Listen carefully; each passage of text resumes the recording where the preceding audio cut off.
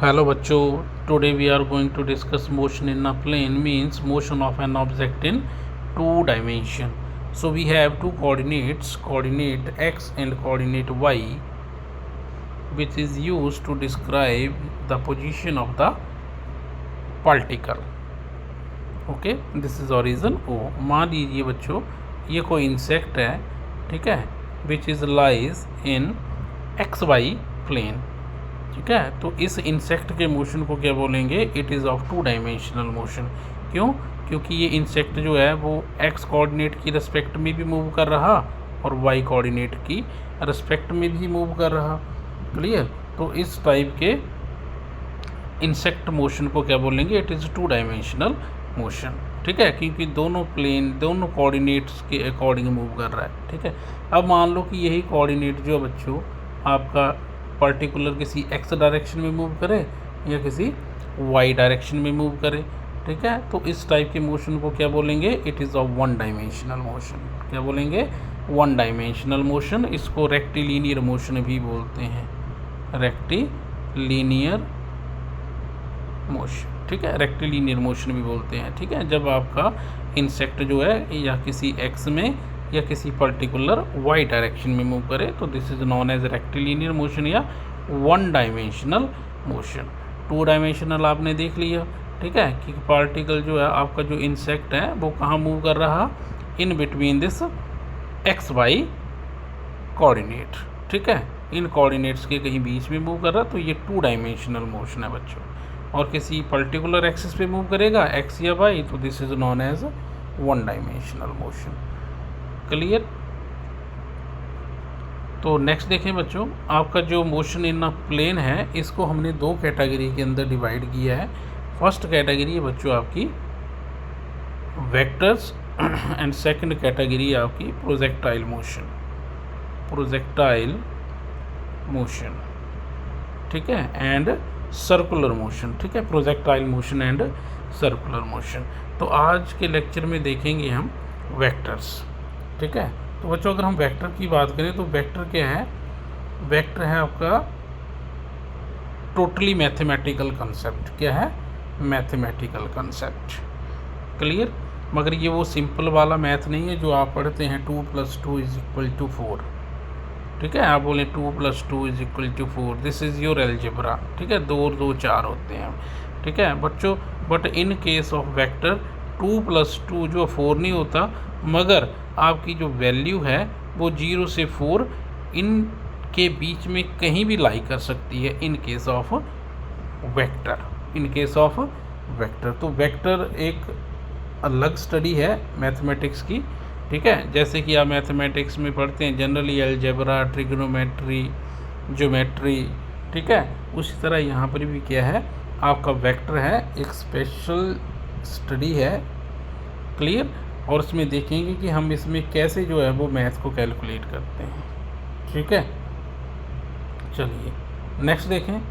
तो आगे चलने से पहले, वेक्टर को स्टडी करने से पहले हम देख लेते हैं कि ये स्केलर एंड वेक्टर क्वांटिटीज़ क्या होती हैं। बच्चों स्केलर एंड वेक्टर क्वांटिटीज़ को स्टडी करने से पहले आपको पता होना चाहिए फिजिकल क्वांटिटी क्या होती है।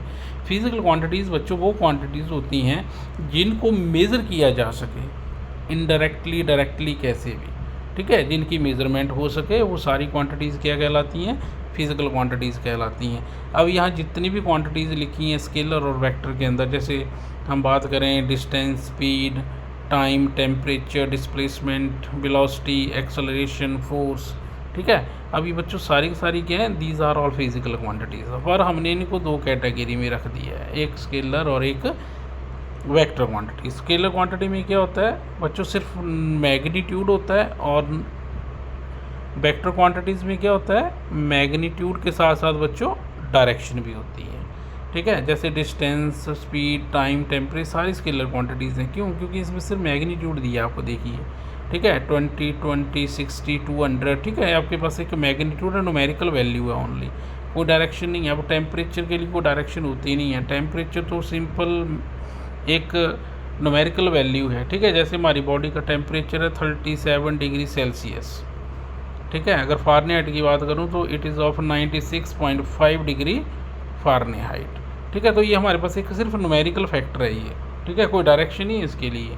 ठीक है, तो ये हमारी क्या है, स्केलर क्वांटिटी है। डिस्टेंस स्केलर क्वांटिटी है। डिस्टेंस में क्या, total path covered by the body, वो देखा जाता है कितना पाथ बॉडी ने कवर किया। तो ये सारी स्केलर क्वांटिटीज़ हैं जो कि सिर्फ मैग्नीट्यूड को कंसीडर करती हैं, डायरेक्शन को कंसीडर नहीं करती। मगर यहाँ देखें, डिस्प्लेसमेंट की बात करें, वेलोसिटी, एक्सेलरेशन, फोर्स, ये सारी वेक्टर क्वांटिटीज़ हैं। देखिए डिस्प्लेसमेंट बोला तो 20 क्या है, मैग्नीट्यूड है, और ईस्ट क्या बच्चों, डायरेक्शन है। वेलोसिटी में 40 आपका मैग्नीट्यूड है, नॉर्थ डायरेक्शन है। एक्सेलरेशन 30, ठीक है, डायरेक्शन साउथ है। फोर्स कितना बच्चों, 20 न्यूटन है, डायरेक्शन क्या है, ईस्ट है डायरेक्ट। ठीक है, तो ये सारी वेक्टर क्वांटिटीज़ हैं। ठीक है, अब फोर्स हम बोलें, जैसे मान लो दिस इज ए फुटबॉल, ये कोई फुटबॉल है। अब फुटबॉल को बच्चों आप किक करोगे ना, मानो इस तरफ को किक किया फुटबॉल को, तो फुटबॉल इस तरफ ही जाएगा। ठीक है, तो मतलब फुटबॉल आपका जा रहा है in the direction of external force, in the direction of external force. तो एक्सटर्नल फोर्स आपने किस तरफ को लगाई, इस तरफ को, तो आपका ऑब्जेक्ट किस तरफ जाएगा, इसी तरफ जाएगा। ठीक है, in the direction of force. तो इसलिए बच्चों फोर्स के लिए क्या होता है, डायरेक्शन होती है। फुटबॉल यहाँ से चला, मानो यहाँ रुक गया, मैग्नीट्यूड तो मिला आपको देखो, मगर एक डायरेक्शन भी मिली आपको। ठीक है, और डायरेक्शन कौन सी फॉलो की फुटबॉल ने, जो डायरेक्शन फोर्स की थी एक्सटर्नल। तो इस तरह फोर्स जो है वो आपकी क्या है, एक वेक्टर क्वांटिटी है। ठीक है, तो इसमें मैग्नीट्यूड होगा और इसमें डायरेक्शन होगी, यूनिट तो दोनों का होता है। ठीक है, क्लियर। अच्छा चलें आगे, चलिए आगे देखते हैं।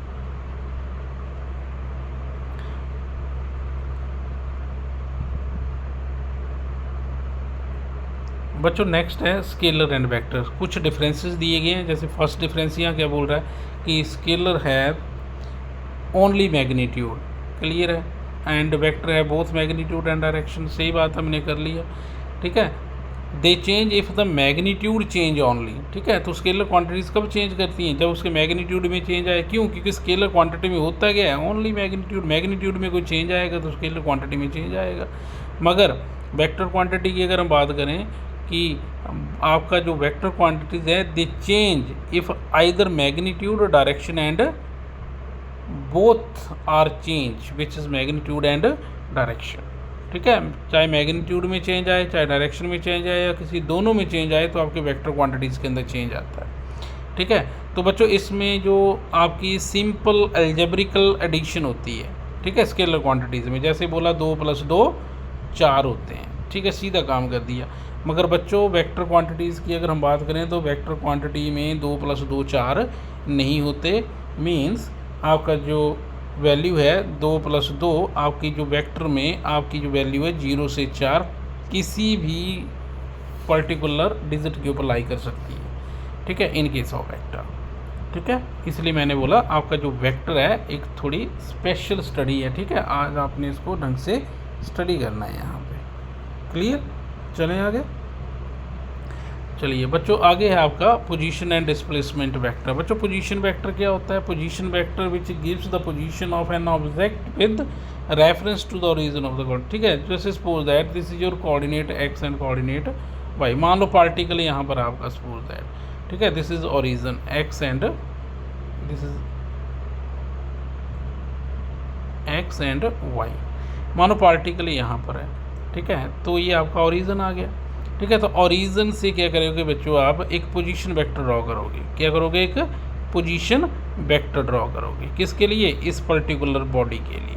ठीक है, तो ये मान लो आर आपका आ गया कोई पोजीशन वेक्टर। ठीक है, अब पोजीशन वेक्टर क्या दिखाएगा आपको, एग्जैक्ट पोजीशन दिखाएगा पार्टिकल की, कहाँ जैसे है कि आप एक्स एक्सिस से कितने डिग्री एंगल पे हो, या वाई एक्सिस से कितने डिग्री एंगल पे नीचे हो।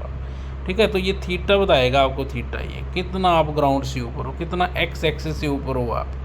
ठीक है, तो ये किसकी हेल्प से पता चलेगा बच्चों, इस पोजीशन वेक्टर की हेल्प से आपको पता चलेगा। ठीक है, एक होता है बच्चों डिस्प्लेसमेंट वेक्टर। अब डिस्प्लेसमेंट वेक्टर की अगर बात करें तो सपोज अगर आपका कोई पार्टिकल है, कोई बॉडी है, that will move in a plane. ये प्लेन है कोई, this is your x and y, ये कोई प्लेन है। अगर मान लो कोई पार्टिकल आपका, पहले मान लो पार्टिकल था पॉइंट ए के ऊपर, अब मान लो क्रॉल करता हुआ पहुंच गया पॉइंट बी के ऊपर।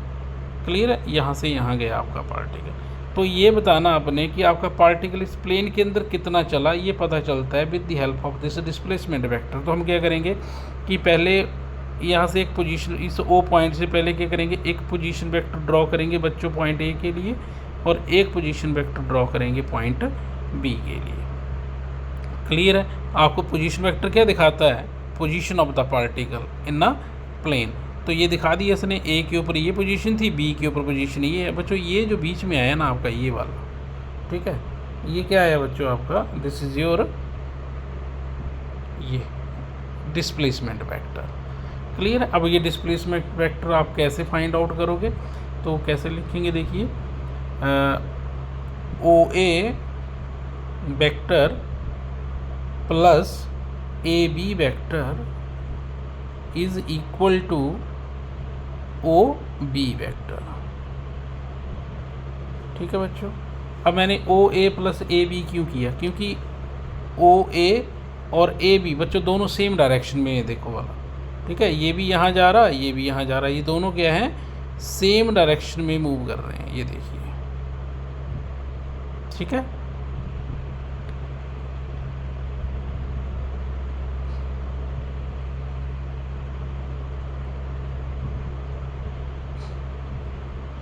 ठीक हो गया। अच्छा, ये और ये आपका इज इक्वल टू कर दिया मैंने ओ बी, ठीक है, ये वेक्टर और ये वेक्टर दोनों सेम डायरेक्शन में, और ये है वेक्टर आपका which is opposite to that of O A and A B. Clear हो गया। अच्छा, तो अब यहाँ पर निकालना क्या बच्चों आपको, ये ए बी निकालना है आपको। तो A B is equal to क्या आ जाएगा आपका, it's of O B minus O ए।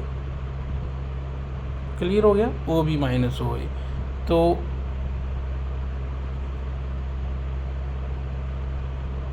ये आ गया आपका डिस्प्लेसमेंट वेक्टर, ठीक है, ओ बी माइनस ओ ए, क्या आ गया, ओ बी।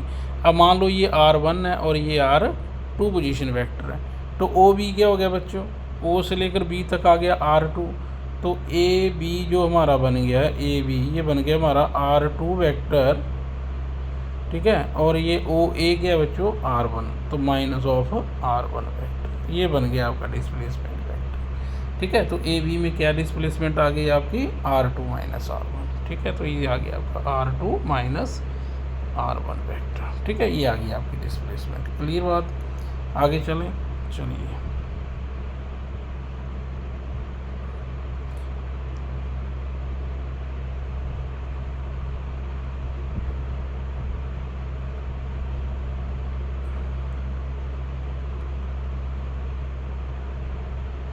अब बच्चों कुछ वेक्टर्स हैं, डिफरेंट टाइप्स ऑफ वेक्टर्स, चलिए इन्हें स्टडी करते हैं। जैसे फर्स्ट यहाँ पर आ गया आपका इक्वल वेक्टर।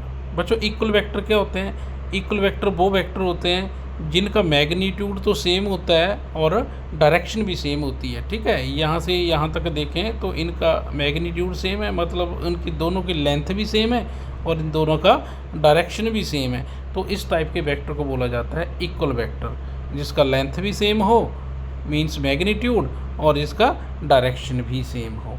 इस टाइप के वेक्टर को बोलते हैं इक्वल वेक्टर। क्लियर। नेक्स्ट है बच्चों नेगेटिव वेक्टर। नेगेटिव वेक्टर में क्या है बच्चों, नेगेटिव वेक्टर में हमारे पास कोई दो वेक्टर हैं, वेक्टर ए बोल लो और एक बोलो बच्चों vector B, vector A and vector B. बच्चों यहाँ पर देखा जाए नेगेटिव वेक्टर में क्या होता है, इनका मैग्नीट्यूड तो सेम होता है बट इनकी डायरेक्शन ऑपोजिट होती है। एक देखो आप इस तरफ को जा रहा तो दूसरा इससे उल्टा चल रहा। क्लियर। तो इस टाइप के वेक्टर को बोला जाता है नेगेटिव वेक्टर, ठीक है, which has same magnitude, same magnitude आपको दिख रहा है, दोनों की लेंथ सेम है but opposite direction, opposite direction. This type of vector is known as negative vector, ठीक है। अच्छा नेक्स्ट आए, चलिए ये तो हो चुका है वेक्टर क्वांटिटीज़ क्या होती हैं, फिजिकल क्वांटिटीज़ क्या होती हैं। चलिए मॉडुलस ऑफ वेक्टर क्या है बच्चों। अब मॉडुलस ऑफ वेक्टर में क्या है, किसी पर्टिकुलर वेक्टर जो है अगर उसका मॉडुलस की अगर हम बात करें, जैसे मेरे पास मान लो ये कोई वेक्टर ए है, ठीक है, जब मैं इसका मॉडुलस ले लूँगा, उसका जब मैग्नीट्यूड ले लूँगा बच्चों, ठीक है। अब ये वेक्टर ये आपका क्या है, एक वेक्टर है, ठीक है। जब वेक्टर का मैग्नीट्यूड ले लिए बच्चों, तो वेक्टर का जब मैग्नीट्यूड ले लिया जाता है तो आपका जो वेक्टर है वो स्केलर में कन्वर्ट हो जाता है, ठीक है। क्लियर है। मगर आपने सिंपल सी बात यहाँ पर ये सीख ली कि किसी भी वेक्टर क्वांटिटी को अगर स्केलर बनाना है बच्चों, तो क्या करेंगे, उसका मैग्नीट्यूड ले लेंगे, मॉड लगा देंगे दोनों तरफ, तो आपका जो वेक्टर है वो किस में कन्वर्ट हो जाता है, स्केलर क्वांटिटी के अंदर कन्वर्ट हो जाता है। सही है। चलिए आगे देखते हैं।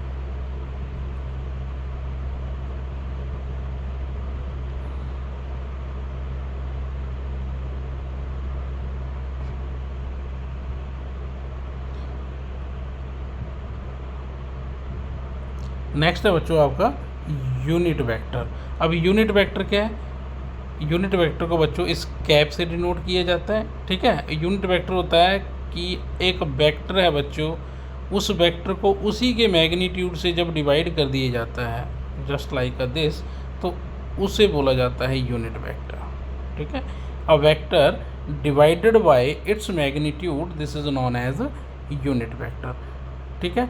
और बच्चों हर एक वेक्टर का एक यूनिट वेक्टर होता है, हर एक वेक्टर का एक यूनिट वेक्टर जरूर होता है, ठीक है। जैसे आपने 3 एक्सेस पढ़ाए ना मैंने आपको, एक्स वाई जेड, ये x, this is your y and this is your z. अगर मैं इसके यूनिट वेक्टर की बात करूं बेटा, एक्स के अलॉन्ग जो यूनिट वेक्टर होता है वो आई होता है, वाई के अलॉन्ग यूनिट वेक्टर जे होता है, और जेड के अलॉन्ग यूनिट वेक्टर के होता है, ठीक है। आगे इसको फर्दर स्टडी करेंगे नेक्स्ट वाले लेक्चर के अंदर डिटेल में कि ये एक्स के अकॉर्डिंग जो आपका आई, जे और के जो यूनिट वेक्टर हैं ये क्या हैं, ठीक है, और इनकी कुछ खास प्रॉपर्टीज़ होती हैं। क्लियर। वो नेक्स्ट वाले लेक्चर के अंदर हम सारी स्टडी करेंगे, ठीक है। फिलहाल इसको यहीं स्टॉप करते हैं। क्लियर। आपने यूनिट वेक्टर देख लिया कि यूनिट वेक्टर क्या बताया मैंने, कि कोई वेक्टर है, यूनिट वेक्टर को कैप से डिनोट करते हैं ऐसे कि कोई वेक्टर है उसको उसी के मैग्नीट्यूड से डिवाइड कर दिया तो वो क्या बन गया, यूनिट वेक्टर में कन्वर्ट हो जाता है, ठीक है। बच्चों कोलिनियर वेक्टर क्या होता है, कोलिनियर वेक्टर होता है बच्चों बहुत सारे वेक्टर्स होंगे, कोई छोटा कोई बड़ा, ठीक है, ओके, और वो सारे के सारे क्या चले होंगे बच्चों, एक सेम डायरेक्शन में चले होंगे और एक दूसरे के पैरेलल चले होते हैं, ठीक है। उन वेक्टर्स को बोला जाता है कोलिनियर वेक्टर। को का मतलब होता है दो या दो से ज़्यादा, बहुत ज़्यादा, और लीनियर मतलब एक स्ट्रेट पाथ पे, ठीक है। तो बहुत सारे वेक्टर्स होंगे, मल्टीपल वेक्टर्स यू हैव, ठीक है, which have different magnitude but parallel to each other and in same direction, this is non as collinear vector. Clear है, समझ गए। जैसे वेक्टर ये बना, एक वेक्टर ये बना, एक वेक्टर ये है, एक वेक्टर ये है, तो ये डिफरेंट डिफरेंट मैग्नीट्यूड के वेक्टर हैं, सेम डायरेक्शन में जा रहे हैं, एक दूसरे के पैरेलल जा रहे हैं, ठीक है। तो इस टाइप के वेक्टर को बोलेंगे कोलिनियर वेक्टर, ठीक है। आगे है को इनिशियल वेक्टर। बच्चों को इनिशियल वेक्टर क्या होता है, इसके लिए बच्चों एक कॉमन इनिशियल पॉइंट होता है, ठीक है। मान लो कि एक वेक्टर, मान लो ए ये है, एक वेक्टर बच्चों बी ये है, इन दोनों के लिए कॉमन इनिशियल पॉइंट है ये ओ, समझ रहे हो। एक वेक्टर मान लो कोई और है, कोई सी वेक्टर, उसके लिए पॉइंट ये है। मानो कोई एक और वेक्टर है जिसको वेक्टर डी बोल दिया, तो मतलब ए बी सी डी मेरे पास 4 वेक्टर हैं, चारों के चारों वेक्टर किसी एक का पर्टिकुलर पॉइंट से ओरिजिनेट हो रहे हैं बच्चों, तो इस टाइप के वेक्टर्स को बोला जाता है को इनिशियल वेक्टर, जिनका एक कॉमन इनिशियल पॉइंट होता है, ठीक है, जहाँ से सारे वेक्टर निकलते हैं एक जगह से, उसको बोला जाता है को इनिशियल वेक्टर। अच्छा, नेक्स्ट बोले बच्चों, नेक्स्ट क्या है, नेक्स्ट आपका को टर्मिनस वेक्टर। को टर्मिनस वेक्टर में बच्चों बहुत सारे वेक्टर का एक कॉमन टर्मिनल पॉइंट होता है। क्या होता है, कॉमन टर्मिनल पॉइंट। जैसे मान लो कोई वेक्टर ये आया आपका वेक्टर ए, ठीक है, और ये है बच्चों कोई मान लो vector B. Terminal point means जो एंड पॉइंट होता है किसी वेक्टर का, ठीक है। वेक्टर ये जा रहा है ना आपका, ये दोनों इस पॉइंट के ऊपर मिलेंगे आपसे, है ना। कोई मान लो कोई वेक्टर यहाँ से आ रहा है, suppose that from this direction, कोई वेक्टर यहाँ से, वो भी यहाँ मिलेगा कि कोई यहाँ से आ रहा है वो ही यहाँ मिलेगा कि, मतलब जितने भी वेक्टर्स आएंगे बच्चों वो कहाँ मिलेंगे, किसी एक पर्टिकुलर जंक्शन के ऊपर मिलते हैं, किसी पर्टिकुलर पॉइंट के ऊपर आके मिलते हैं, जिसको जंक्शन बोला जाता है। क्या बोला जाता है, जंक्शन बोला जाता है या टर्मिनल बोला जाता है, ठीक है। तो उस टाइप के वेक्टर को बोला जाता है को टर्मिनस वेक्टर क्या बोला जाता है, कोटर्मिनस वेक्टर। चलो आगे इसका डायग्राम दिखाऊंगा मैं आपको, ठीक है। नल वेक्टर क्या होता है बच्चों, नल वेक्टर होता है जिसका मैग्नीट्यूड 0 होता है, वो नल वेक्टर होता है, ठीक है। जैसे एक पॉइंट बॉडी है आपकी, ठीक है, इसका मैग्नीट्यूड क्या है बच्चों, नेग्लिजिबल है, नेग्लिजिबल, ठीक है। तो इस टाइप के वेक्टर को क्या बोला जाता है, नल वेक्टर बोला जाता है, ठीक है, जिसका कोई मैग्नीट्यूड ना हो, ठीक है। क्लियर। चलिए आगे चलें।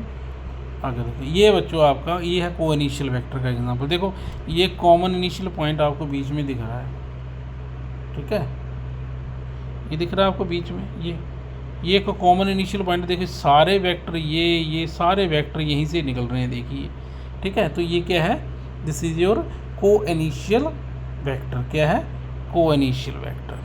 क्लियर। चलिए आगे देखें।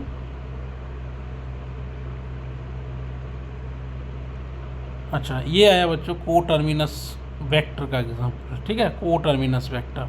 जैसे मान लो आपका ये P से Q है, ये P से Q गया और ये R से Q आ रहा है। अब देखो ये दोनों किसी एक पॉइंट के ऊपर मिल रहे हैं आके, ठीक है।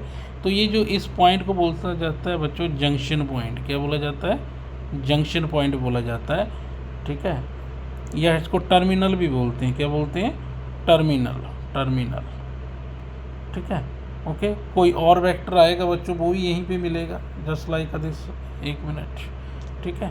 कोई और वेक्टर आए, मान लो ये भी कहाँ मिलेगा, यहाँ मिलेगा। कोई और आ रहा है वो भी कहाँ मिलेगा, यहाँ मिलेगा। सारे आएंगे यहीं मिलेंगे आके, ठीक है। ये क्या मिल रहे हैं, किसी एक पर्टिकुलर पॉइंट के ऊपर मिल रहे हैं, इसको जंक्शन बोला जाता है, ठीक है। तो इसको बोला जाता है जंक्शन और इस वेक्टर को बोला गया को टर्मिनस वेक्टर। क्या बोला गया, को terminus vector.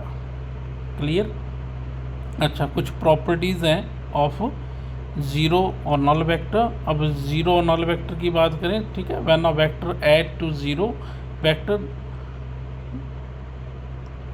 in the same vector and when a vector is multiplied to zero vector we get a zero vector, ठीक है। अच्छा जब किसी वेक्टर को जीरो के साथ ऐड करेंगे तो सेम वेक्टर आप अचीव करोगे। जब किसी वेक्टर को मल्टीप्लाई आप ज़ीरो से करोगे तो then you get here a null vector, zero vector, ठीक है बच्चों। आगे आपका law of vector addition, triangle law of vector addition, parallelogram law of vector addition and polygon law of vector addition, ठीक है। तो इनको हम नेक्स्ट लेक्चर में डिटेल में समझेंगे, ठीक है। फिलहाल आपने यहाँ तक इसको स्टडी करना है। क्लियर। अगर कोई डाउट हो तो व्हाट्सएप करें, ठीक है। क्लियर। या क्लास में आप आकर पूछ सकते हैं, ठीक है। तो इनको एक बार ढंग से आप स्टडी कर लो, फिर उसके बाद हम आएंगे किसके ऊपर, इन laws of additions of vectors, ठीक है, कि ट्राइंगल ऑफ वेक्टर एडिशन में क्या करना है, पैरेललोग्राम क्या होता है, पॉलीगन क्या होता है, ठीक है। तो तब तक के लिए गुड डे, टेक केयर, ठीक है। मिलते हैं नेक्स्ट लेक्चर में। ओके।